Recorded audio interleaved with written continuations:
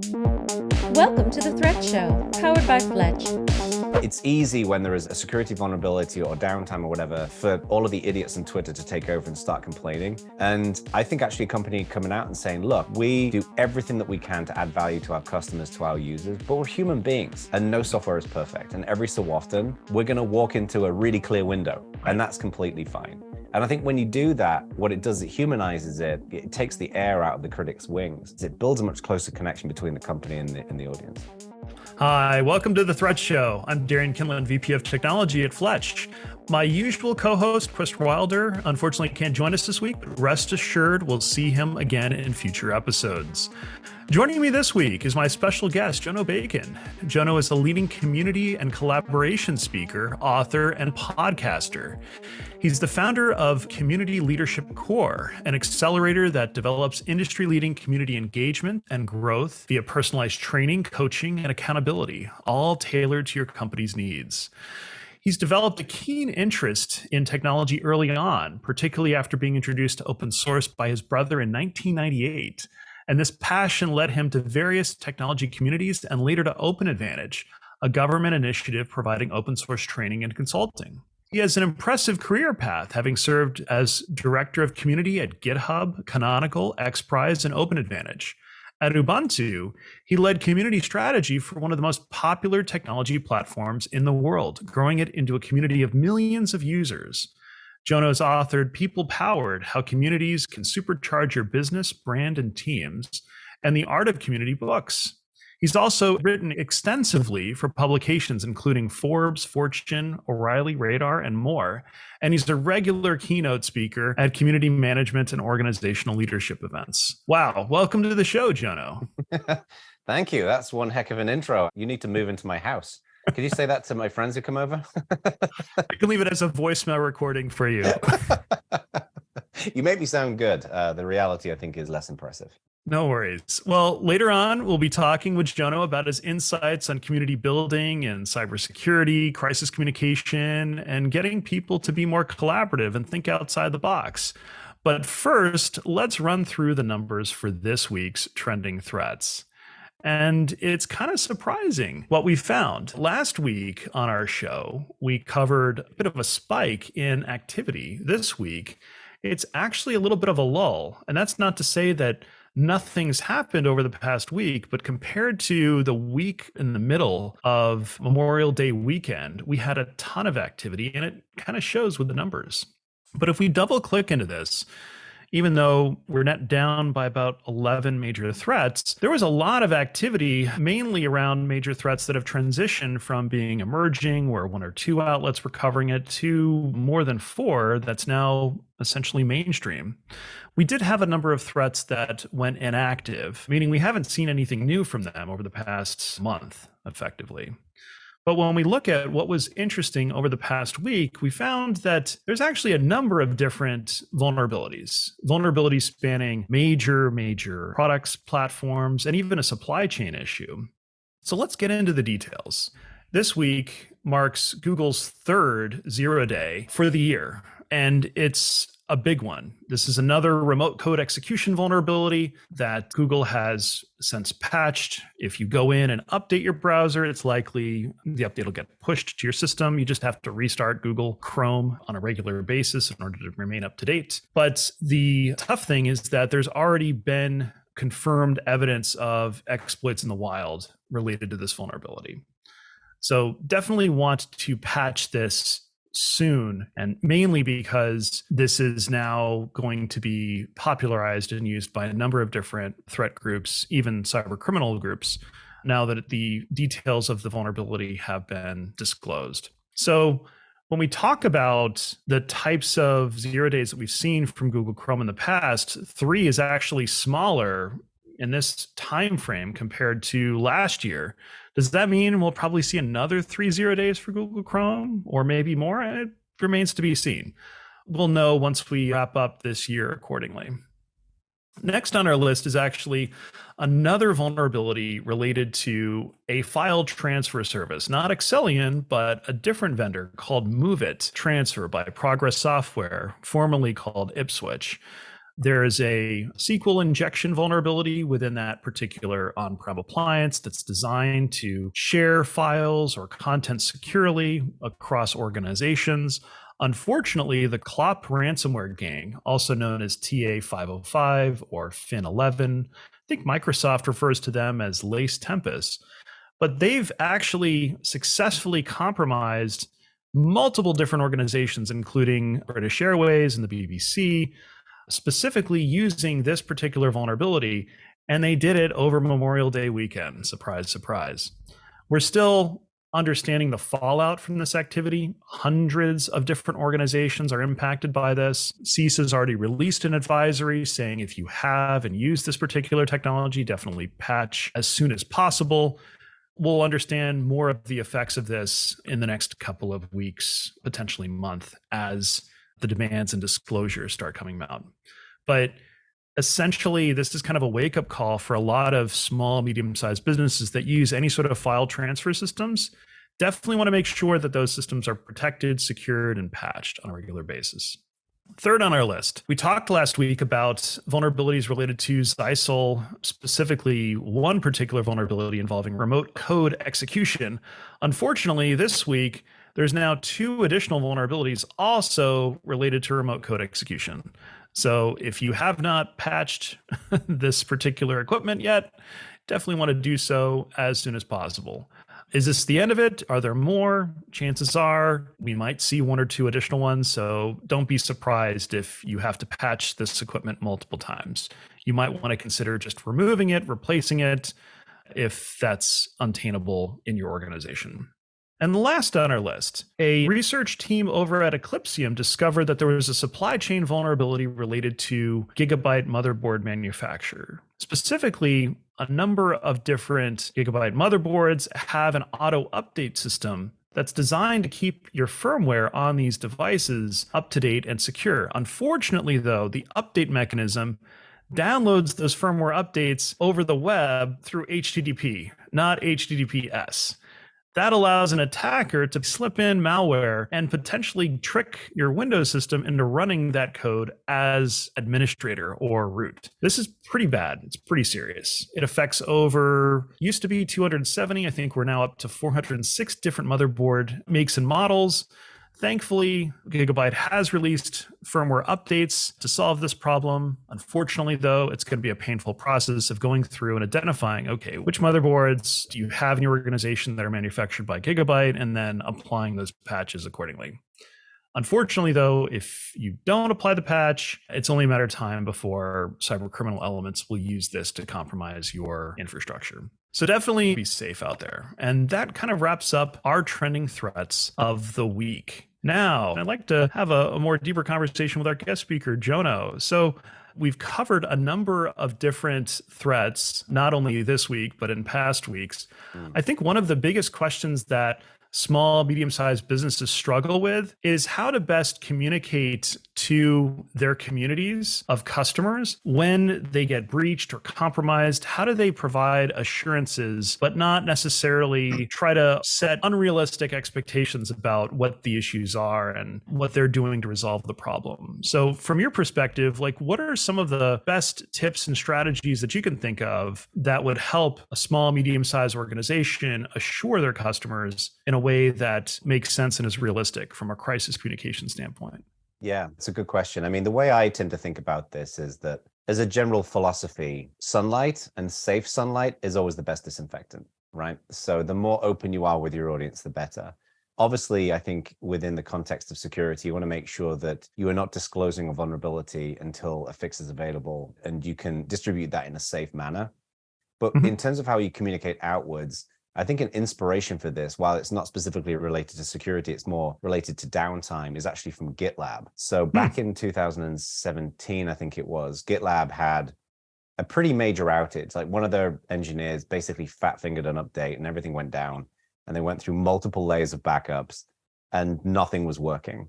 Now, a lot of companies, what they would normally do is they would batten down the hatches, they would post some message out on social media, and then they just would not engage with anybody. And the gossip machine would spin up and say, what's going on? Why isn't this working? Why isn't this working? But what GitLab did is instead One, they spun up a Google Doc and they invited their community and users to come in and actively try and debug what was going on. And two, they actually spun up a live YouTube stream where they were live evaluating what was going on with this particular outage. And it generated this hashtag that trended on Twitter called HugOps. And what was so refreshing about this was that they incorporated their audience, their customers, their community members into the process. They didn't just shut people out and then have some PR wonk post some groveling message apologizing what was going on. So I think that to me is a North Star for how companies should operate, because what it does is the closer you build the connection between the company and your users, your customers, your audience, as a general rule, the better. But obviously, you've got to do that in a way that's going to be safe and effective if you're dealing with security issues. Yeah, absolutely. It sounds like almost humanizing the problem or issue, where people can see that there's people that are passionate about fixing it and they're trying to incorporate as much feedback as possible in close to real time as possible is absolutely one of the best strategies for dealing with this type of problem. I'm curious, do you see this now becoming the new norm for most organizations, or is it more tied to company culture, perhaps, where some companies just don't have the DNA to be able to do something like that? You know what I mean?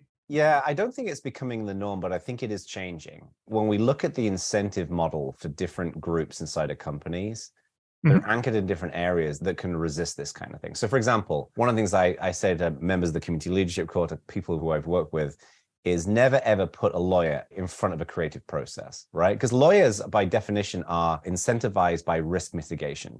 So they will suck all of the energy out of anything exciting in a company. Like, I've got nothing against lawyers, and they keep everybody legally safe and sound.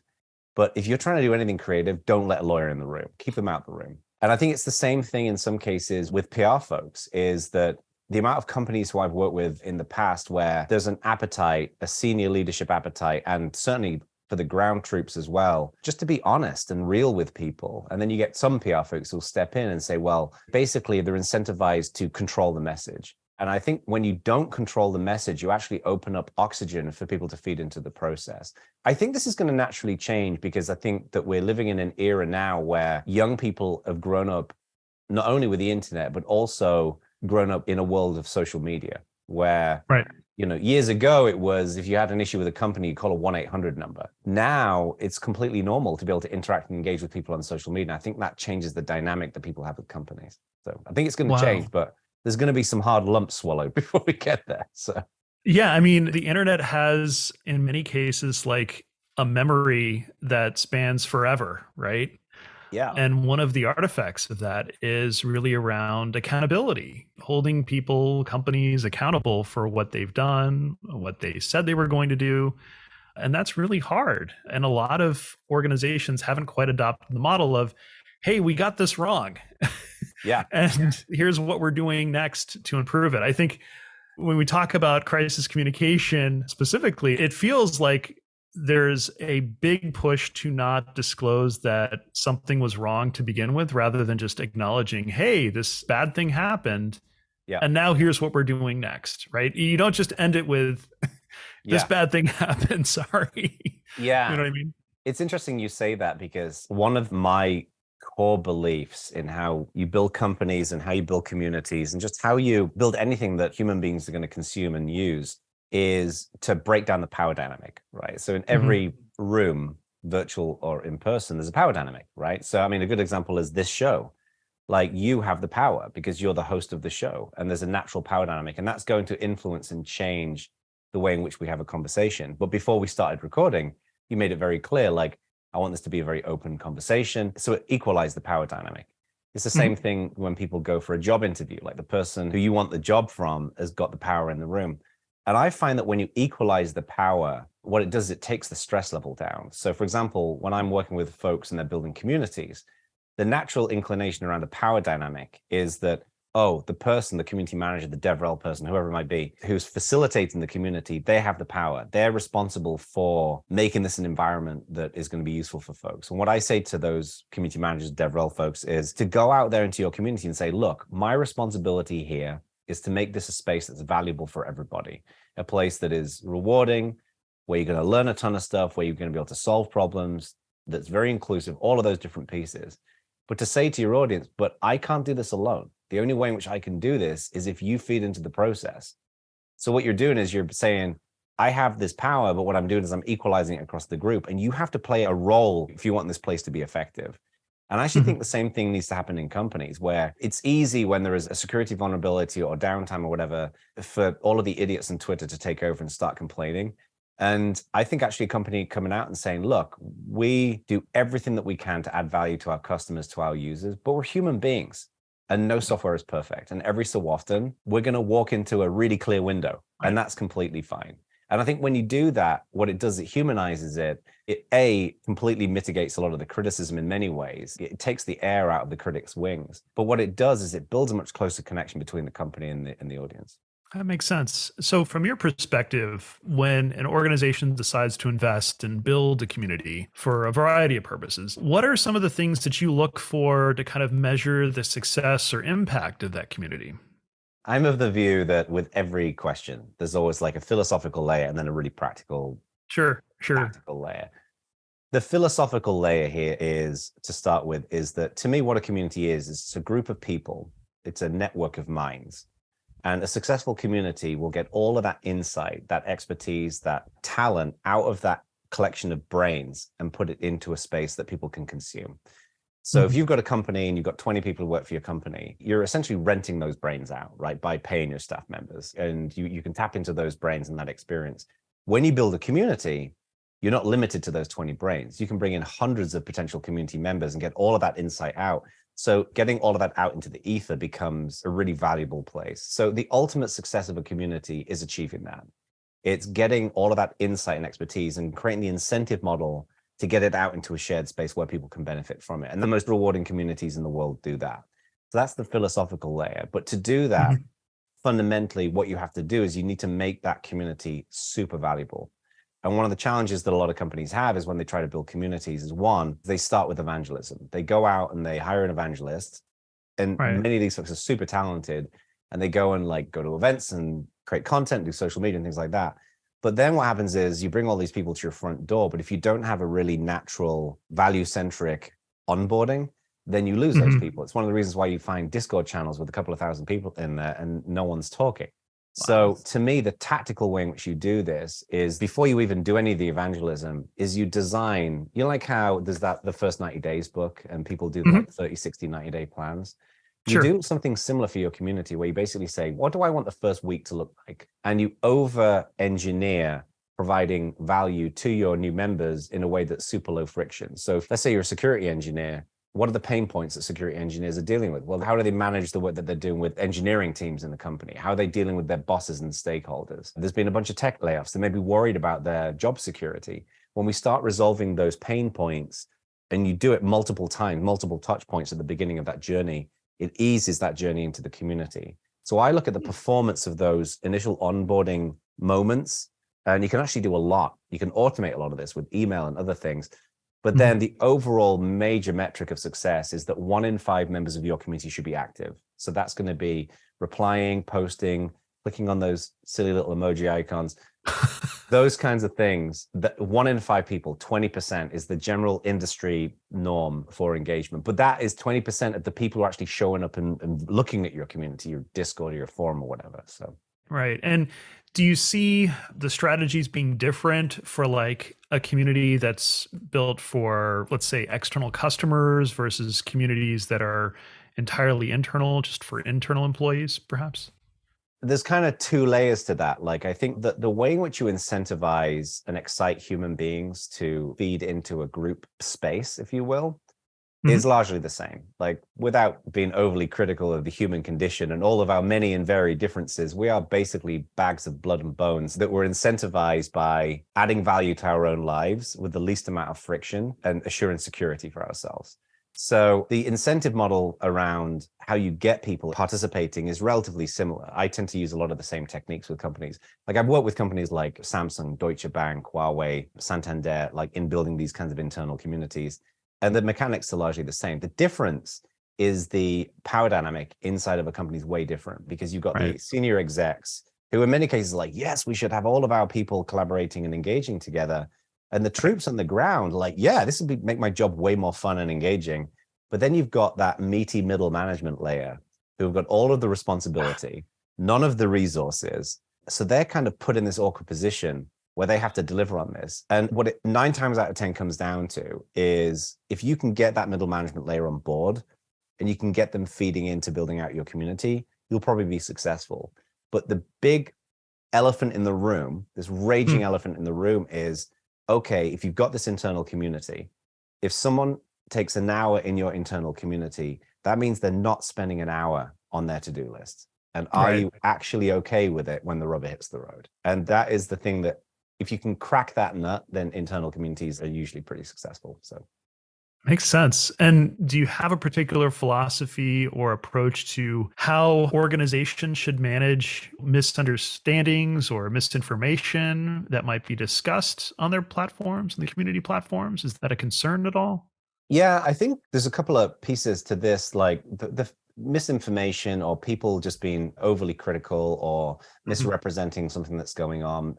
I think human beings, we psychologically live in the shadow of the people we're critical of, right? So if you look at, the classic example is politics, right? If you're like a Democrat and you look at the Republicans, you tend to zone in on all of the critical things, all the fears that you have that Republicans are going to do that's going to be negative. And it's the same the other way around. The Republicans will look at what are the risks that the Democrats are bringing to our nation, right? So the first thing I think you do is you equalize that shadow. You recognize it and you acknowledge it. So if you're dealing with a misinformation in a community, I'll give you an example. When I was at Canonical and we were building Ubuntu, we built this new Linux desktop environment called Unity. And at the time, it was unbelievably controversial because we as a company were building it. There were a subset of people just hated this. Like it was just, they were so just like dripping with anger over the fact that we had the audacity to build this open source project called Unity. So the way in which I approached this was I, first of all, identified the shadow. I said, look, I understand the fears around this. Like you're worried that we're going to build this thing and then maybe we'll stop making it open source or we won't entertain voices and input from the community and that we may design something that sucks, right? So by identifying the shadow, it meant that they knew that I was aware of that.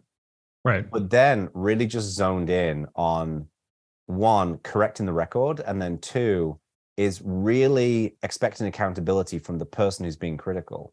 An example of this most recently was Elon Musk when he was interviewed by the BBC. And the guy at the BBC was saying, there's all this hate speech on Twitter. And Elon Musk was like, give me an example.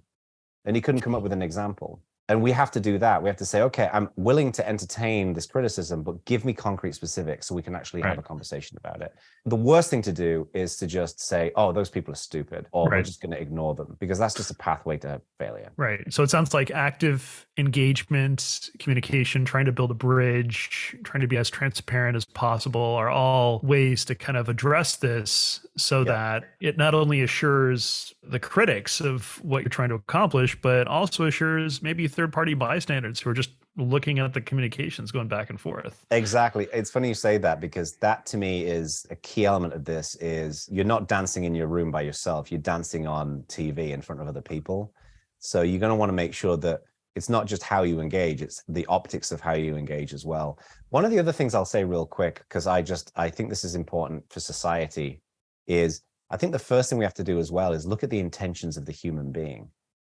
Because it's easy to get wrapped up in the words that people say and the tonality in which people engage and things like that. But in many cases, what can appear like a very negative, misanthropic kind of communication has actually got fairly benign explanations behind it. A classic example is when English is somebody's second language, right? Sometimes people can come across differently because they're speaking in a different language. And it can be like people have different levels of experience when it comes to problem solving and how they communicate and things like that. So I look at the intention. If I believe the intention of somebody is good, even if they rabidly disagree with me, I'll engage with them. If I believe that they're malevolent and they are just out to do harm, then ban those people, get rid of them.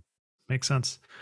So in terms of specifically around cybersecurity, can you share any specific initiatives or strategies that you've used to encourage your members of your community to think differently about cybersecurity issues? Like, is there any best practices or tips around that you've acquired over the course of your many years of doing this? I think there's kind of like an engineering element to this, right? I'm not the best person to kind of feed into this, because I think just building out really comprehensive CI/CD and test-driven workflow and engineering workflow is one key element of that. Where I think it bleeds into the community more is building a set of trusted relationships with your community members so they can play a role in security and risk mitigation. For example, if you have a community of 1,000 people, and as I mentioned earlier on, 20% of those people are active. So let's say 200 of those people are active. There'll probably be maybe 20 or 30 of those people who are just like super engaged. And I think bringing them into the fold, building a trusted relationship, even getting them to sign an NDA and basically saying, like, when a security issue pops up or there is a concern around security, is bringing them into the conversation and bringing them into the discussion is really helpful. I mean, obviously, you've got to make sure that they're highly trusted, they're not bad actors. But that is one of the things I recommend, and not just with security, but with the development of your product, with the challenges that you're facing as a company, right? Like the amount of value I've seen when companies are really wrestling with a market challenge, or they're wrestling with product market fit, or whatever it might be, is actually having a conversation with your audience, because they've got all the answers. And we try to kind of divine these as companies. So that's the one thing that I tend to recommend. The other as well is how you can spin up an infrastructure with your community members to feed into things like documentation and engineering. I'll give you an example. When I was at Canonical, we announced the ill-fated Ubuntu phone. So this was Ubuntu for all these different devices. Yeah. And it was actually pretty cool. It's a bummer that it didn't work out. But we hired like hundreds of engineers to build out this operating system, but we didn't have anyone assigned to building out the core apps, things like an email client and calendar app and a weather app and things like that. So Mark Shuttleworth, the founder of Canonical, called me and he said, do you think we can find some community members to help with this? And we identified some of our strongest, most active members of our community. And in about 3 or 4 months, they built like 10 apps. Wow. It was phenomenal. And I'm not patting myself on the back when I say this, because it was way bigger than my work here. But because it was an environment that was very much people invested in the environment, it meant that you could open the door to having a conversation with someone about, are you willing to commit some amount of your life to software engineering? And I think when you do that, when you can tie those committed members into your security posture as well, then it gets really interesting. That's a very powerful theme that you mentioned, which is really like bringing community members into the fold so that they feel like they have a stake in what you're trying to accomplish. Right. And tracing their contributions to the actual next version or the next feature is incredibly powerful, right? They have this strong investment in seeing this thing grow because they were a part of it. They helped contribute. Yeah. So it's not just taking their feedback and trying to work it into a black box, and then 9 months later you say, hey, here you go. Instead, it's more like, hey, this idea that you had, well, we're at this stage of it. And here's some of the effects of that. And just providing that incremental transparency can be huge, right? Yeah, I mean, well, that's the thing. And it's interesting because, you know, when people think about building communities, one of the first things people will ask me is like, what kind of swag do I send people? And what's interesting about it is that, you know, there's intrinsic rewards and extrinsic rewards, and swag is the extrinsic reward. Like you get some t-shirt or a mug or some terrible Bluetooth speaker or something gets sent out to you. But what really resonates with people is the intrinsic validation. Right. If you do something in a community that's helpful, is getting an email from the CEO, a one-line email that just says, you know what, we really appreciate what you did there. It's people like you that makes our community special. That single sentence means way more to that individual than any piece of tap that you send them via the mail. Right. And that kind of hooks into that, like making them feel part of the solution as opposed to just being a passive consumer. That makes sense. I mean, it feels very similar to some of the challenges in managing like a successful bug bounty program, where you've got all these different external security researchers all poking and prodding your services. And on some level, they're finding stuff that can be quite bad, you know, quite impacting to the business. But at the same time, you want to keep them engaged. You want to keep them focused on helping improve the security of the overall service or product. And acknowledging their contributions is exceptionally valuable in terms of feeding that perpetual flywheel, right? Yeah. When I started consulting, one of my first clients was HackerOne. Mhm. I've known the CEO there, Martin Mikas, for a number of years, and he actually joined as CEO around the time that I started consulting. So he pinged me and he said, like, hey, could you come and help us with our community? It was the first time I really worked with a bug bounty company before, and HackerOne are just doing amazing work and have done for many years. They're such a phenomenal company. And I mean, Martin's great, but just their founders, their team members, they've got an incredible community. One of the things that was fascinating about the bug bounty world was, as a general rule, whenever you have a financial monetary incentive, it can really skew the behavior of people. Crypto is a perfect example of Right. what we've seen. But what was fascinating about HackerOne, and very deliberately designed by them, was you've got this financial incentive model. Like if you find a vulnerability and you submit it and it gets accepted and approved, you get paid. But there was a real sense of community between these security researchers where they would share and learn with each other, a great level of camaraderie between them as well, because it was a pseudo competitive environment, right? People in many cases trying to do like work on the same kinds of issues. But also there was, I'd say, a healthy level of ego where like, because these folks were kind of going up in these leaderboards, there were rock stars born in that world. Wow. And actually, one of the early extrinsic bits of swag that we sent out, this was an idea from this guy called Ted Kramer, who used to work there, was we put together to recognize some of the most active members of the HackerOne community. We made some comic book superhero covers where the hacker was like a superhero, and we like framed it, got the whole team to sign it, and they loved it. And part of it was like that sense of like, you're a rock star, like you're a hacker, like this is incredible. So it was a world where I was honestly expecting the dynamics of a financially incentivized model to break down at some point. And Right. it didn't. It kind of boggles my mind that it is a model that works so effectively. And many companies are using bug bounty programs, obviously, as a mechanism to really increase the security. So Yeah, it's a combination of factors. It's not just monetary incentives, it's actual recognition. It's being able to operate in a safe space where you've got the ability to kind of bounce ideas and learn off of other people as well. Those are all hugely rewarding attributes of what an awesome community is, but it takes effort. This is not like just set and forget it, walk away, right? You need someone full time to kind of shepherd this process. I'm curious, is there scaling factors that you've seen as communities have grown over time where you might need to have more involvement because of these particular aspects? the majority of companies who want to build a community around their product, their service, whatever they're doing, the project, if it's an open source project, they wrestle in the early days with just getting people to engage, with just getting engagement. And that's all about like dialing your audience in, really understanding your audience, really understanding those pain points, and just T-paining out value, right? Left, right, and center.